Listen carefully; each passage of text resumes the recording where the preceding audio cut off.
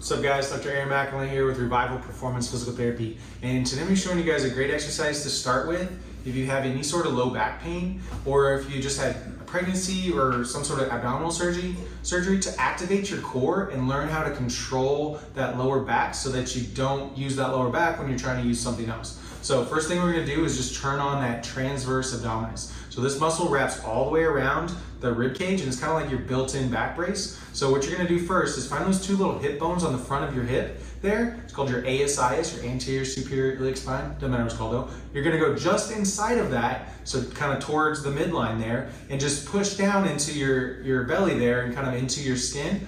And you're going to feel this muscle. It's called transverse abdominis. It's also right there by your external and internal obliques. So we're going to turn that muscle on and by just activating it. So think about just kind of pushing out against your finger a little bit.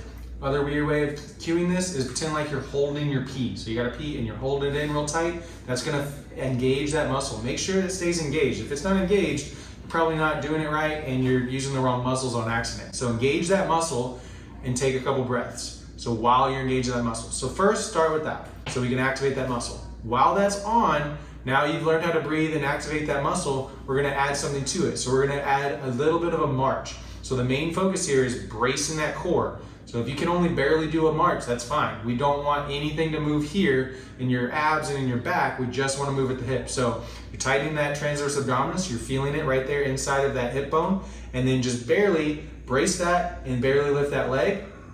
And then just barely lift that other leg. This shouldn't move. You shouldn't feel any movement in your pelvis. It's not rotating at the pelvis and it's not letting the back arch, and you should feel that transverse abdominis stay on.